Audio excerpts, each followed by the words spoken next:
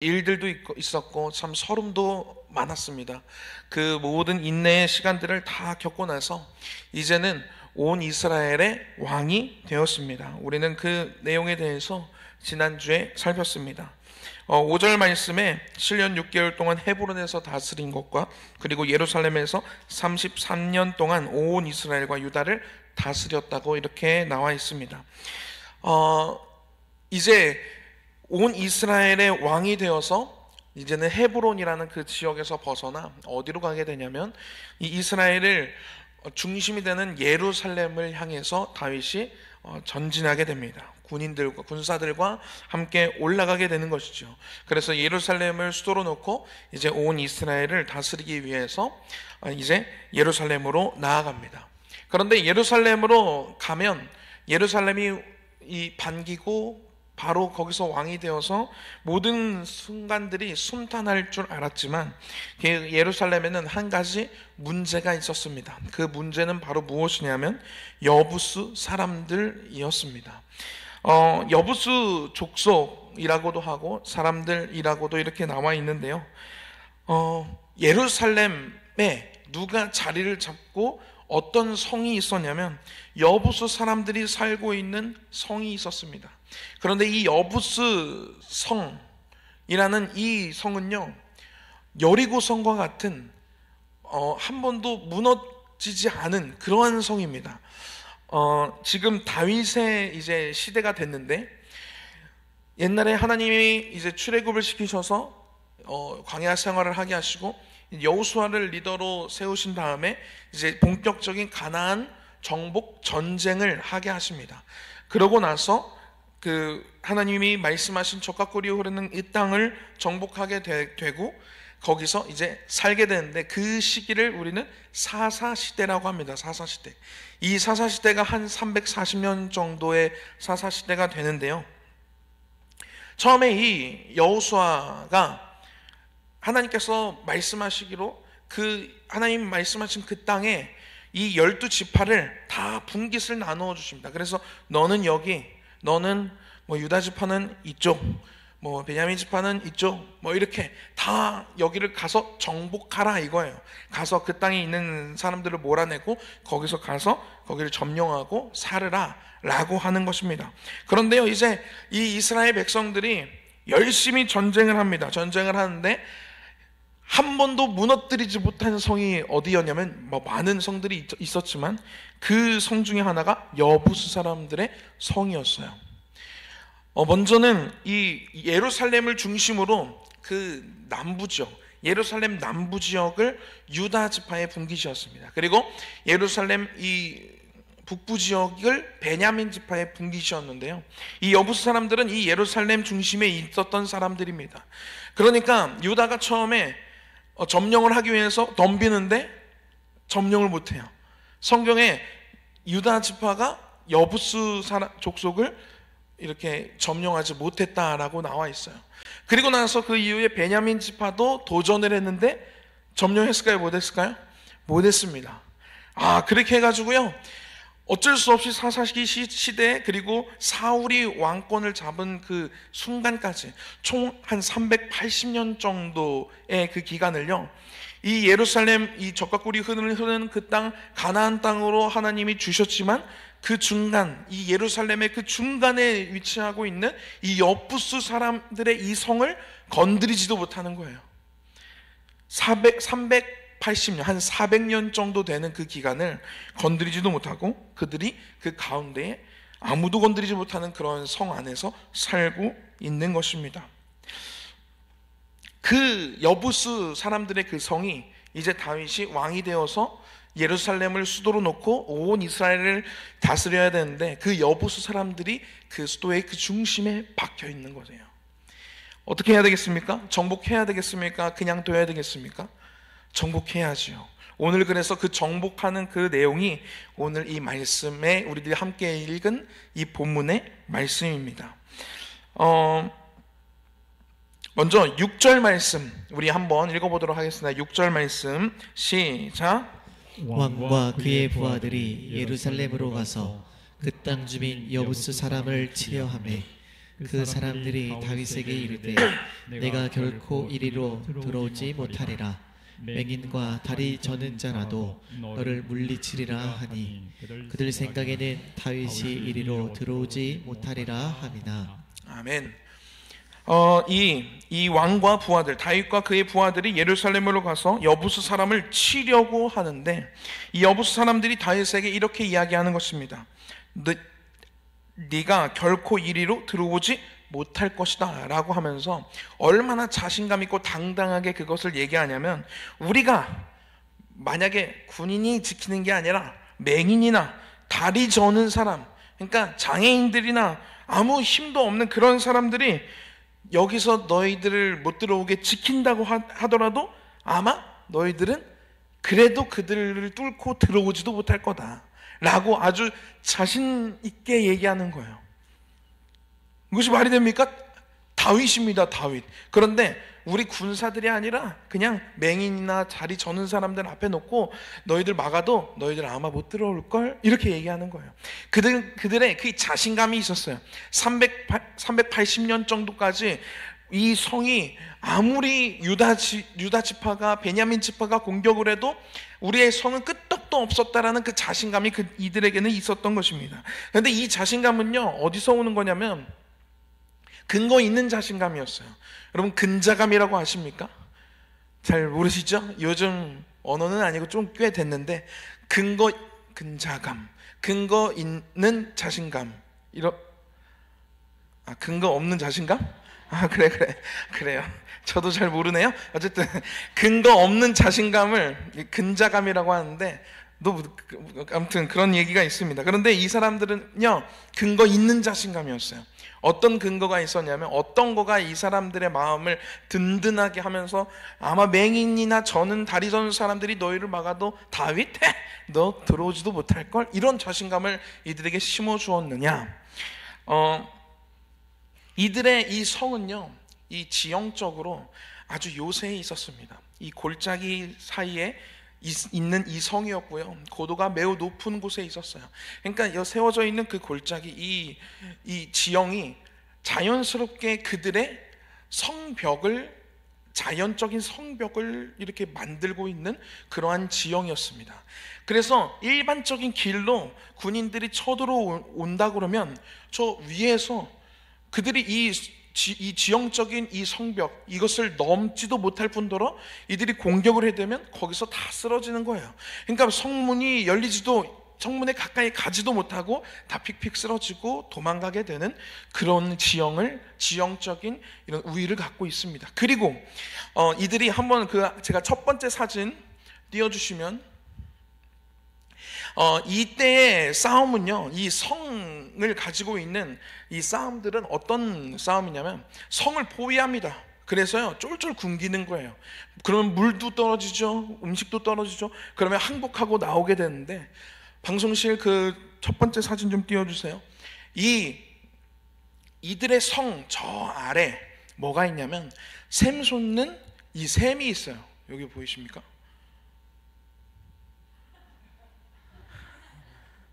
자, 여기가 샘입니다.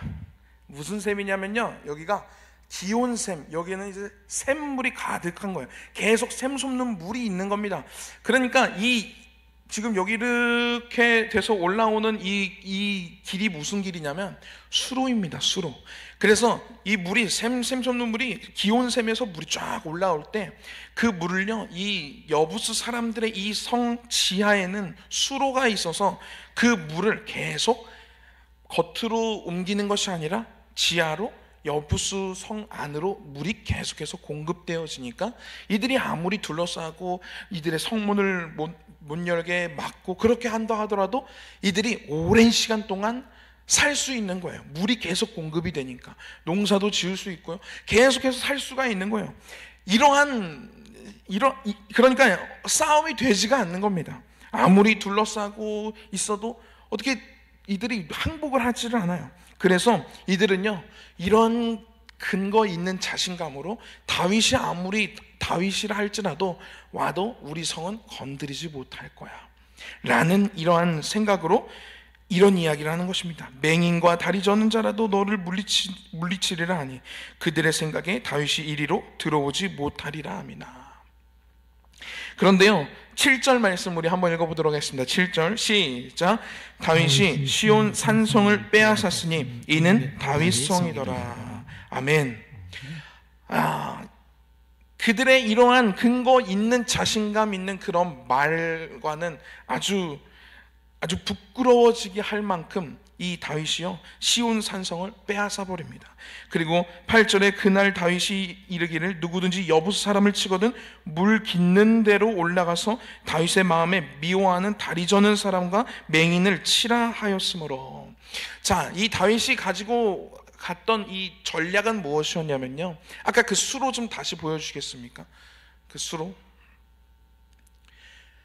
일반적인 이 도로로 가서 아무리 싸워도 할 수가 없고, 아무리 뭐 성벽을 둘러싸도요 이들이 나오지를 않으니까 이 다윗이 생각하기에 어떤 생각을 하게 되냐면, 여기 보면 8절에 중간에 물 깃는 대로 올라가서라는 그런 단어가 있지 않습니까? 그러니까 이 기온 샘에서 이 샘부터 수로를 통해서 이 군사들이 올라가는 거예요. 이 수로를 탁탁탁탁. 다음 그림 보여주세요.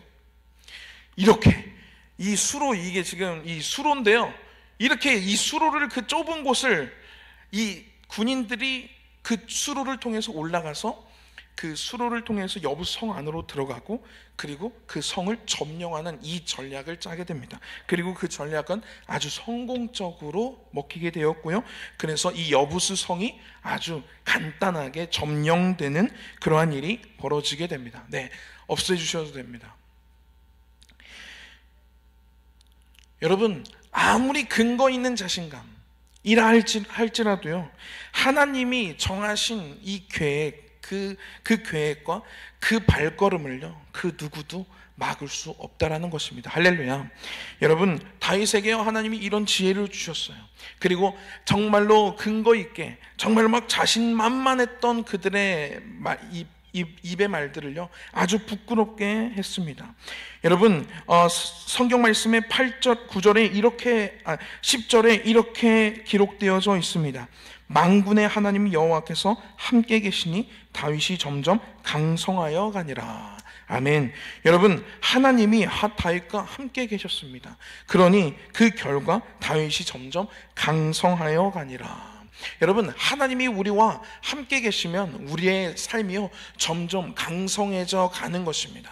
그런데 우리가 하나님을 떠나 살기 시작하면요, 사울의 집안이 몰락해져 가고 사울의 집안이 점점 쇠퇴해졌던 것처럼, 우리가 하나님을 떠나 살면 우리의 삶은 겉으로 보기에는 대단해 보이고 겉으로 보기에는 정말로 멋져 보이는 그런 화려한 그러한 삶일지라도요, 하나님을 떠나기 시작하면 우리는 물에서 나와버린 그 물고기처럼 처음에는 자유롭게 느껴질 수 있겠지만 점점 생명을 잃게 되는 것입니다.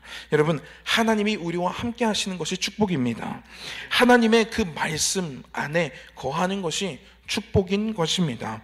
다윗이요, 이렇게 하나님이 함께 계시니 다윗이 점점 강성하여 가니라, 그것을 다윗도 느끼고 있습니다. 그리고 11절에 또 어떤 일이 벌어지냐면, 두로왕 히람이 다윗에게 사절들과 백향목과 목수와 석수를 보냅니다. 다윗이 이제 이스라엘 전체의 왕이 됐다는 소식을 이 두로왕 히람이 그것을 듣게 됩니다. 그리고 그 다윗에게 축하하는 의미로 뭐를 보내냐면 사절들, 그리고 백향목과 목수와 석수들을 보내서 뭐를 가서 하게 되냐면 다윗의 집을 짓게 합니다. 여기에 백향목이라는 이 나무가 나오는데요, 백향목은요 나무 중에 나무라고 합니다. 일반적인 그런 지역에서 자라는 나무가 아니라 아주 특별한 그런 지역에서만 자라는 나무이고요, 이 나무를 한번 보여주시겠습니까? 이런 나무예요. 야, 엄청나죠? 네, 없애주셔도 됩니다. 이 나무는요 한 수명이 3,000년 정도 된다고 합니다. 그리고 이 나무가 자라면요, 그냥 어떤 나무들은 우리 길 가다가 보이는 나무들은 그냥 옆으로도 자라고 뭐 이렇게 옆으로 새기도 하고 그러잖아요. 아니면 이렇게 우리가 잡아줘야 되든. 그런데 이 백향목이라는 나무는요, 하늘 위로만 쫙 솟는데요. 그리고 다른 나무들보다 조금 더디 성장하지만, 더디 성장하는 대신에 정말로 단단한 그러한 나무로 하늘 위로 40m 넘게 이렇게 자란다고 합니다. 그래서요, 아래를 자르고 위례를 자르면 그 자체만으로도 어떤 이 건물의 기둥의 역할을 감당할 정도로 그러한 단단한 그러한 나무가 이 백향목 나무입니다. 그리고 이 백향목 나무에는요, 은은한 향이 난다고 해요. 이것은 치료도 가능하게 하는 그러한 향이라고 합니다. 어쨌든 이러한 백향목, 귀한 나무를 가져다가 이 백향목을 다루는 목수들, 이 백향목은요, 일반 사람들은 잘 자르지도 못한다고 해요. 왜냐하면 워낙에 단단해서. 그래서 그것을 다루는 목수들과 석수들과 사절들을 보내서 다윗을 위해서 집을 짓게 합니다. 여러분, 이거 얼마나 귀한 선물입니까? 여러분, 지금 다윗이요, 그동안의 서름, 그동안에 그 정말 힘들었던 그 시절들을 하나님이 다 보상이라도 해주는 듯, 그동안에 점령되지도 않았던 이 여부수 사람들의 이 성도 점령하게 하시고요. 그리고 저 멀리서 두로 왕 히람이 이러한 아주 좋은 고급 재료들, 나무들, 사람들, 기술자들 보내서 다윗을 위해서 집을 짓게 하시고요. 하나님이여, 이 다윗의 그 어려웠던 그런 순간들을요, 보상이라도 해주는 듯 이렇게 다윗을 사랑해 주시고 은혜를 베풀어 주시는 것을 우리는 보게 됩니다. 여러분, 우리들의 삶 가운데서도요, 하나님의 은혜이다라고 생각되어지는 부분들이 얼마나 많이 있습니까? 저에게 하나님이 은혜라고 느끼게 하시는 것들, 시간을 되돌아봐서 느끼게 하시는 것들을 이렇게 보니까요, 무엇이었냐면 학교를 간 거였어요. 제가 이 감리교 관련 이제 신학대학교, 감리교에서 인정해주는 신학대학교는 총 3개가 있습니다. 목원대학교 대전에 있고요, 서울의 감리교 신학대학 감신대가 있고요, 수원의 협성대가 있습니다. 이 3개 중에 어디 시험을 보게 됐냐면 목원대와 감신대를 보게 됐어요. 그래서 감신대에 이제 시험도 보고 좋은 성적으로 합격을 하게 됩니다. 그리고 목원대도 합격을 하게 되죠. 그런데 같이 봤던 그 친구가 있습니다. 저와 이제 고등학교 시절 어릴 때부터 같이 이렇게 지냈던 친구가 있는데, 그 친구도 감신대를 같이 봤어요. 그래서 면접 보는 날에도 그 서울역 같이 가서 면접 같이 보고 막 이렇게, 그리고 왔는데 시험도 같이 보고 이렇게 왔는데, 저는 붙었거든요. 근데 걔는 떨어졌어요. 근데 친구가 떨어지니까 괜히 혼자 여기 가고 싶지가 않더라고요. 그래서 친구 따라 강남도 간다고 뭐 그런 이유들도 있었지만, 어쨌든 붙은 감신대를 가지 않고 이 목원대를 이제 지원해서 가게 되었습니다. 그런데 목원대를 안 갔으면 지금 생각해 보니까 큰일 날 뻔했어요. 그러면 아내가 제 동기거든요. 목원대 1, 2학번 동기인데 아내도 못 만났죠. 그럼 저렇게 귀여운 제 아들 바꿔놔도 없었죠.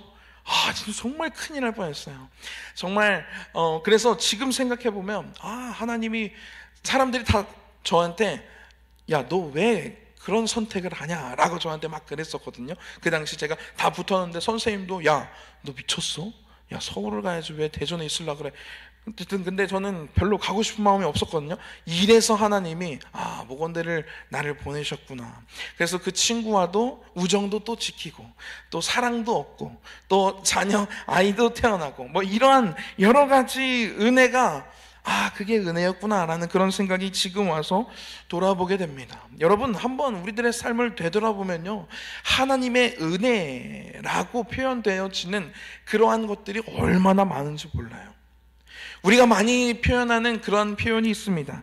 은혜가 풍성한 하나님. 아십니까? 이 찬양이 있습니다. 은혜가 풍성한 하나님은 이란 찬양도 있지요. 믿는 자 한 사람 한 사람 어제도 오늘도 언제든지 변창코 보호해 주시네. 여러분, 은혜가 풍성한 하나님은요, 우리들에게요, 은혜가 풍성하다. 여러분, 가끔가다 이렇게 선물 주는 그런 정도가 아니라요, 은혜가 풍성한 하나님이라고 우리가 영광을 돌려드리고 찬양을 올려드리고 우리가 이렇게 하나님을 높여드려도 무방할 정도로 하나님의 은혜는요, 우리에게 풍성하다라는 거예요. 시편 145편 17절 18절에 이러한 이 단어가 나오고 있습니다. 한번 준비되면 시편 145편 17절 18절. 네. 여호와께서는 그 모든 행위가 의로우시며 그 모든 일에 은혜로우시도다. 18절. 여호와께서는 자기에게 강구하는 모든 자, 곧 진실하게 강구하는 모든 자에게 가까이 하시는도다. 할렐루야. 여러분, 하나님은요, 하나님께 진실하게 강구하는 모든 자에게 은혜를 풍성히 내려주신다라는 거예요. 여러분, 이것이 다윗의 시편이거든요. 여러분, 너무 공감되지 않습니까? 우리들에게 하나님이 주신 은혜를 생각하면요, 풍성하지 않습니까? 하나님의 은혜가요, 지금까지 얼마나 풍성했습니까? 그런데요, 이 풍성한 은혜를 베푸시는 이 하나님을요, 우리들이요, 출처를 분명하지 않게 할 때가 많다, 이것입니다. 12절, 오늘 본문의 12절에는요, 이렇게 기록되어져 있습니다.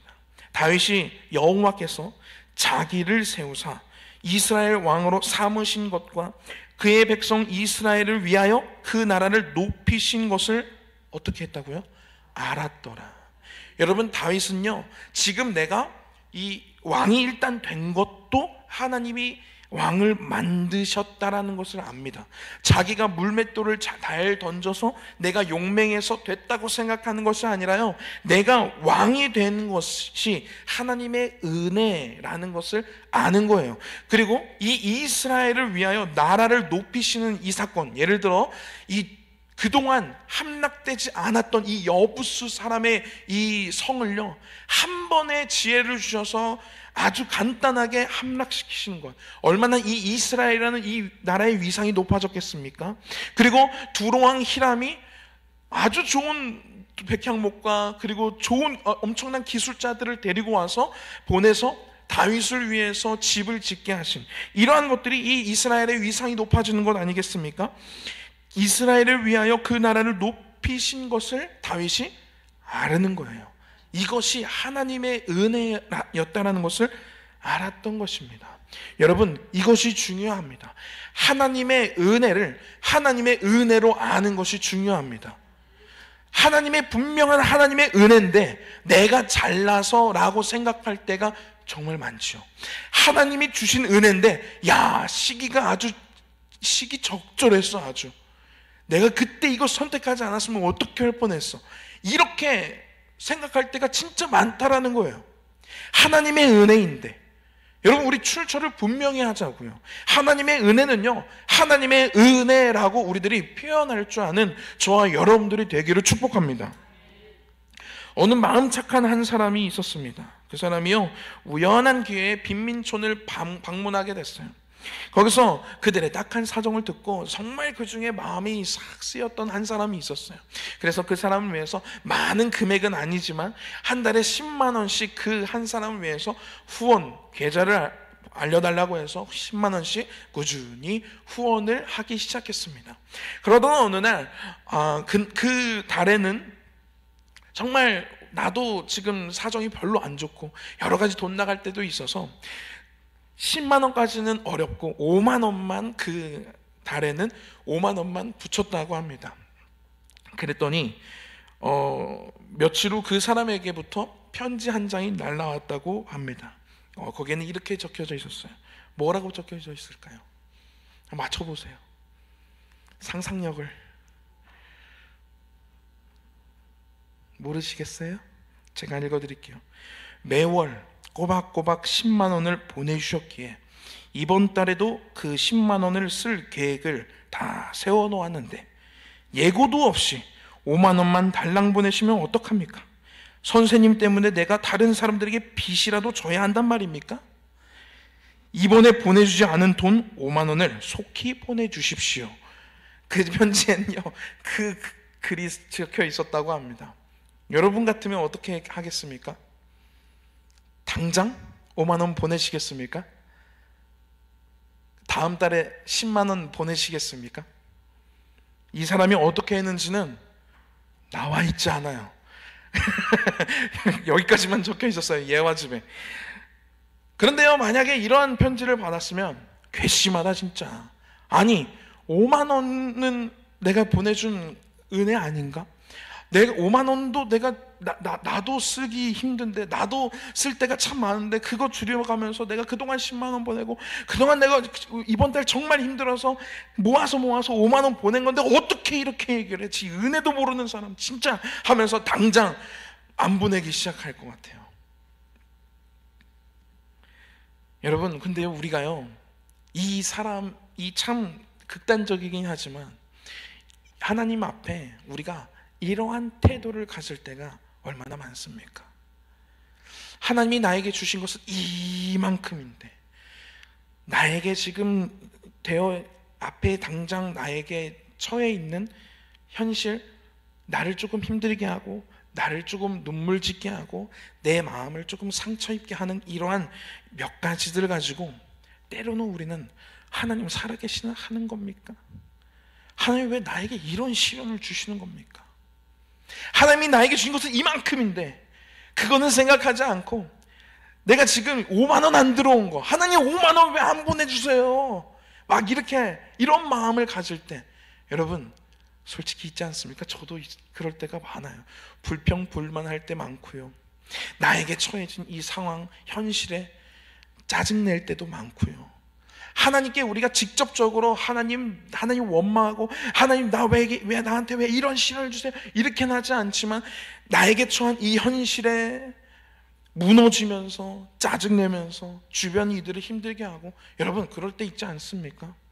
여러분, 하나님의 은혜가 풍성한 것을 바라볼 수 있는 그런 믿음의 눈, 그러한 시선이요, 저와 여러분들에게 있기를 축복합니다. 여러분, 하나님의 은혜는요 우리에게 이미 풍성합니다. 그리고요 앞으로도요 하나님의 은혜가 풍성할 것입니다. 누구에게 풍성할 것이냐면요, 아까 읽은 시편 145편 18절 말씀이 나오는 것처럼 여호와께서는 자기에게 간구하는 모든 자, 아멘, 곧 진실하게 간구하는 모든 자에게 가까이 하시는도다. 하나님의 은혜는요 저와 여러분들의 인생 속에서요 풍성할 것입니다. 아니요, 어쩌면 우리들에게 주신 그 은혜가요 이미 넉넉하고, 이미 우리들에게 주신 그 은혜가요 이미 풍성해요. 하나님의 아들 독생자 예수 그리스도, 그분을 우리를 위해서, 나를 위해서 이 땅에 보내신 그 은혜만 생각해도요 우리가 하나님께 할 말 없습니다. 우리가 하나님께 5만 원 왜 안 주세요? 할 수가 없습니다. 여러분 그렇지 않습니까? 여러분, 하나님이 주신 그 은혜를 바라볼 수 있는 그 시선, 그 마음이 저와 여러분들에게 있기를 축복합니다. 오늘 우리가 함께 찬양하고 기도할 텐데요, 우리 아까 찬양단이 불렀던 이 첫 곡 찬양이 시선이라는 찬양입니다. 이 찬양을 함께 부를 텐데요, 이 찬양 후렴의 가사에 이렇게 나와 있어요.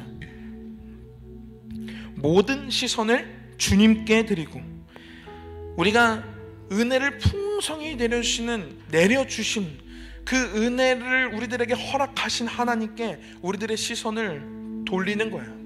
우리들의 시선을 주님께 드리고 살아계신 하나님을 느낄 때, 그때 어떤 역사가 벌어지냐면요, 내 삶은 주의 역사가 되고 하나님이 일하기 시작하네. 여러분, 하나님의 은혜를 생각하지 아니하고요, 당장 나에게 처해진 이 현실에 불평불만했던 사람들이 있어요. 그 사람들이 바로 애굽에서 출애굽한 히브리 민족들이었습니다. 3일을 지나니까요 물이 떨어지는 거예요. 우리들에게 이 10가지의 재앙을 보여주시면서 하나님은 믿게 하시고, 홍해를 가르시면서 그 물이었던 그 홍해를 딱딱한 바닥을 걷는 것처럼 건너게 하신 그 하나님을 방금 전에 경험했는데요, 3일이 지나니까 그것을 잊어버려요. 그러면서 왜 물이 없냐, 왜 모세 우리 죽이려고 여기로 데리고 나왔어? 막 불평했어요. 여러분, 그렇게 불평하면요, 하나님의 역사는요, 하나님의 일하심은요 보이지 않게 됩니다. 그런데 하나님의 은혜를 우리들이 바라보고, 하나님을 바라보고 우리들의 시선을 하나님께 두면요, 하나님의 일하심이 보이기 시작해요. 아, 이것도 하나님의 일하심이었구나. 아, 이것도 하나님의 일하심이었구나. 앞으로도요 우리들이 느끼기 시작하는 거예요. 하나님 지금도 나를 주목하고 계시는군요. 아, 하나님 지금도 나에게 이러한 간구하는 마음을 주시는 거 보시니 하나님 나에게 나의 삶 가운데 또 이러한 은혜를 베푸시겠군요. 하나님이 일하시는 것이 보이기 시작하는 거예요. 여러분, 이러한 신나는 인생이 저와 여러분들의 인생이 되기를 축복합니다. 우리 함께 찬양하면서 또 함께 기도하면서 우리들의 모든 시선을, 우리들의 모든 마음을 하나님께 올려드리는 시간 되었으면 좋겠습니다.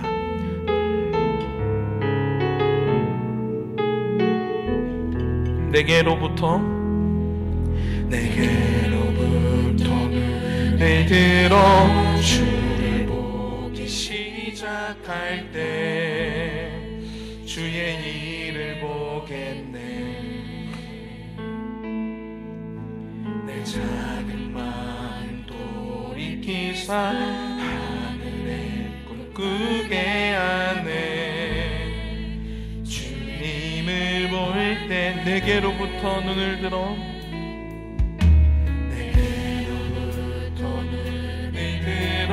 주를 보기 시작할 때 주의 일을 보겠네. 내 작은 마음 돌이키사 하늘에 꿈꾸게 하네. 주님을 모든 시선을 주님께 드리고 살아계신 하나님을 느낄 때 내 삶은 주의 역사가 되고 하나님이 일하기 시작하네. 성령이 나를 변화시켜, 성령이 나를 변화시켜 모든 두려움 사라질 때 주의 일을 보겠네. 아멘. 황폐한 땅 가운데서 주님만을 알게, 주님을 볼 때 주님의 모든 시선을 주님께 드리고 살아계신 하나님을 느낄 때 내 삶은 주의 역사가 되고 하나. 우리 자리에서 일어나서 찬양하겠습니다. 모든 시선을 주님께 드리고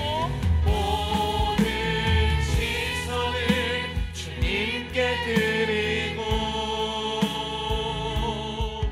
선능하신 하나님을 느끼. 아멘. 세상은 주의 하나님이 일하시는 하나님이 우리들의 시선을 하나님께로 향하기 원합니다. 모든 시선을 주님께 드리고 살아계신 하나님을 느낄 때 살아계신 하나님을 느낄 때 내 삶은 주의 역사가 되고 한 번 더 찬양합니다. 모든 시선을 주님께 드리고 모든 시선을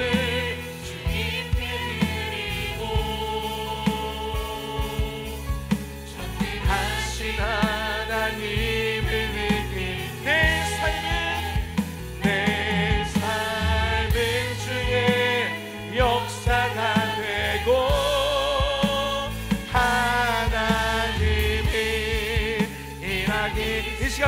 눈으로 기도하실 때 하나님이 나에게 우리에게 베풀어 주신 은혜를 하나님의 은혜였습니다라고 고백할 수 있는 믿음을 주시옵소서. 다른 세상의 것들, 내 문제야 나의 앞에 있는 펼쳐진 문제들을 바라보는 것이 아니라 하늘에 계신 우리 하나님을 바라볼 수 있는 시선, 하나님 베풀어 주신 은혜를 바라볼 수 있는 그러한 시선을 우리들에게 허락하여 주시옵소서라고 이 시간 주여 몸에 치고 우리 동성으로 기도하며 나아갑니다. 주여,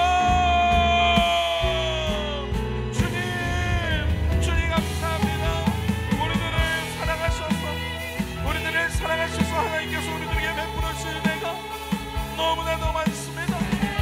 하나님 아버지, 하나님의 독생자 아들 예수 그리스도 우리를 위하여 보내셔서 나의 죄를 짊어지게 하시고 십자가에 못 박혀 돌아가게 하시고 그 은혜, 그 사랑, 아버지 그것만 생각해도 아버지 우리들 하나님을 향하여 아버지 할 말이 없고 아버지 우리들 아버지 세상 가운데 살아가면서 아버지 나에게 처한 문제들과 여러가지 시련들 앞에서 하나님 원망할 때, 세상 가운데 불평할 때, 좌절하고 낙심하고 두려워하며 아버지 주님을 믿지 못할 때가 얼마나 많았는지 모릅니다. 하나님 이 시간 주님을 바라봅니다. 이 시간 주님을 바라봅니다. 하나님께 치는된 마음으로 하나님을 간구합니다. 아버지 하나님, 주님의 주신 그 은혜, 주님이 베풀어 주신 풍성하신 그 은혜를 바라볼 수 있는 믿음의 눈을 우리들에게 주시옵소서. 하나님이 주신 것을 바라보며 감사하는 인생 되게 하여 주시옵소서. 아버지 하나님, 나에게 없는 것을 바라보며 불평하는 인생이 아니라 하나님이 주신 것을, 하나님이 베푸신 은혜를 하나님이 베풀어주신 은혜라고 생각할 수 있는 그 믿음, 아버지 그것을 우리들에게 허락하여 주시옵소서. 지금 내가 살아있는 것, 지금 내가 하나님께 찬양하는 것, 내가 지금 하나님의 말씀을 듣고 하나님의 말씀에 아멘할 수 있는 것, 하나님의 어머니 정말로 바라보며 예배할 수 있는 것, 하나님을 향하며 우리들이 두 손을 높이 들고 기도할 수 있는 것, 아버지 이 모든 것들이 하나님이 우리에게 베풀어 주시는 데 아버지 너무나도 당연하게 생각할 때가 너무나도 많았습니다. 우리들의 믿음 없는 모습 용서하여 주시옵소서. 우리 다 같이 찬양하겠습니다. 모든 시선을 주님께 드리고 살아계신 하나님을 느낄 때, 살아계신 하나님을 느낄 때 내 삶은 주의 역사가 되고 하나님이 일하기, 모든 시선을 주님께 드립니다. 모든 시선을 주님께 드리고 전능하신 하나님을 느낄 때, 전능하신 하나님을 느낄 때 세상은 주의 나라가 되고 하나님은 일하기 시작하네. 주님, 하나님께서 우리들에게 베풀어 주신 은혜가 정말 풍성한데 하나님 그것을 바라보기보다 지금 내 눈앞에 있는 나를 눈물 짓게 하고 나를 힘들게 하고 나를 좌절하게 하고 절망하게 하는 그러한 것들을 바라보며 불평하고 좌절하고 낙심하며 때로는 믿음 없는 그러한 모습들을 하나님 앞에 보일 때가 얼마나 많았는지요. 주님, 우리들의 연약한 이 믿음을 주님 긍휼히 여겨 주시옵소서. 하나님, 우리에게 베풀어 주신 그 은혜를 바라볼 수 있는 시선을 우리들에게 허락하여 주시옵소서. 그리하여 하나님의 살아계심을 우리들의 인생 가운데에서 느끼며 살아가는 그러한 우리의 인생 되게 하여 주시옵소서. 하나님, 오늘 다윗이 하나님이 베풀어 주신 은혜가 하나님께서 우리들에게 베풀어 주신 은혜인 것을 알았던 것처럼 하나님, 우리들이 앞으로 살아가며 우리들에게 베풀어 주신 하나님의 그 은혜를 하나님 다른 원인으로 찾는 것이 아니라 오로지 하나님의 은혜였습니다, 하나님의 은혜입니다 라고 고백할 수 있는 그러한 믿음 또한 우리에게 허락하여 주시옵소서. 그래요, 하나님을 높이는 인생, 하나님의 살아계심을 선포하는 인생, 하나님의 살아계심을 간증하는 인생으로 우리들의 삶을 주여 축복하여 주시옵소서. 예수님의 이름으로 기도합니다. 아멘. 하늘에 계신 우리 아버지여, 이름이 거룩히 여김을 받으시오며 나라가 임하옵시며 뜻이 하늘에서 이룬 것 같이 땅에서도 이루어지이다. 오늘날 우리에게 일용할 양식을 주옵시고 우리가 우리에게 죄 지은 자를 사하여 준 것 같이 우리의 죄를 사하여 주옵시고 우리를 시험에 들게 하지 마옵시고 다만 악에서 구하옵소서. 나라와 권세와 영광이 아버지께 영원히 있사옵나이다. 아멘.